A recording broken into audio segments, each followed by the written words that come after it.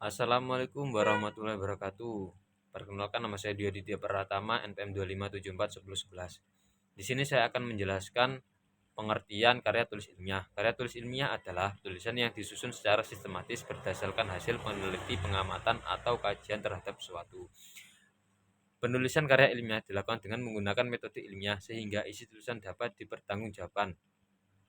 Karya tulis ilmiah biasanya digunakan dalam dunia pendidikan maupun peneliti untuk menyampaikan gagasan, hasil peneliti, atau pemikiran penulisan kepada pembaca secara jelas, logis, dan objektif. Tujuan karya tulis ilmiah memiliki beberapa tujuan, antara lain yaitu menyampaikan hasil peneliti atau pemikiran secara sistematis kepada pembaca, menambah pengetahuan dan wawasan di bidang ilmu tertentu, menjadi sumber referensi atau bahan rujukan bagi peneliti selanjutnya, melatih penulis dalam berpikir kritis, logis, dan sistematis. Ciri-ciri karya tulis ilmiah memiliki beberapa ciri, yaitu objektif, artinya berdasarkan fakta dan data yang sebenarnya bukan pendapat pribadi semesta. Logis, yaitu tulisan dapat diterima oleh akal dan disusun berdasarkan hubungan sebab akibat yang jelas.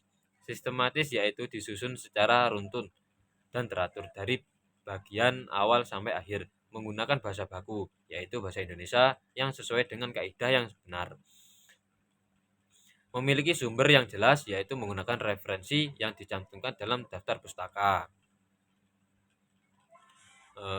Struktur karya tulis ilmiah. Secara umum, karya tulis ilmiah terdiri dari 3 bagian utama, yaitu bagian awal, bagian isi, dan bagian akhir.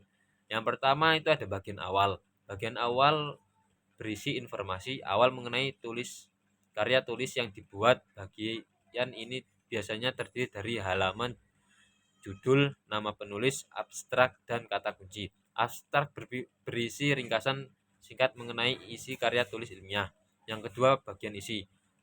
Bagian ini merupakan bagian utama dari karya tulis ilmiah yang menjelaskan keseluruhan peneliti atau pembahasan. Bagian ini biasanya terdiri dari pendahulu yang berisi latar belakang masalah, rumusan masalah, tujuan peneliti, serta manfaat penelitian. Tujuan pustaka yang membuat teori-teori atau hasil peneliti sebelumnya yang berkaitan dengan topik yang dibahas. Metode peneliti yang menjelaskan cara atau langkah-langkah peneliti dilakukan secara tepat, peneliti, waktu penelitian, metode yang digunakan, serta alat dan bahan hasil yang pembahasan, yaitu bagian yang merupakan hasil peneliti yang diperoleh serta menjelaskan atau analisis terhadap hasil tersebut. Yang ketiga itu bagian akhir. Bagian akhir berisi penutup dan karya tulis ilmiah. Bagian ini biasanya terdiri dari kesimpulan, saran, dan daftar pustaka. Kesimpulan merupakan rangkuman dari hasil peneliti, sedangkan saran berisi rekomendasi yang dapat diberikan berdasarkan hasil peneliti. Daftar pustaka berisi sumber-sumber digunakan dalam penulisan karya ilmiah.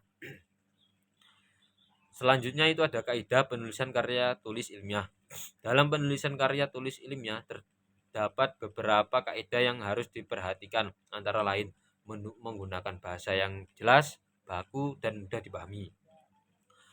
Penulisan harus sistematis dan struktur dengan baik, menggunakan data dan fakta yang akurat, menyebutkan sumber kutipan dan referensi secara jelas, menghindari plagiarisme atau menyalin karya tulis yang tepat menyebutkan sumbernya.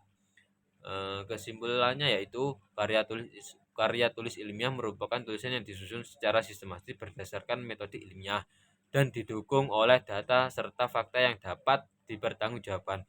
Dalam penulisan tersebut, struktur tertentu yang diikuti mulai dari bagian awal, bagian isi, hingga bagian akhir. Selain itu, karya tulis ilmiah juga harus memenuhi kaidah penulisan seperti pengguna bahasa baku, penyusunan yang sistematis secara mencantumkan sumber referensi yang jelas agar tulisan memiliki nilai ilmiah dan dapat dipercaya.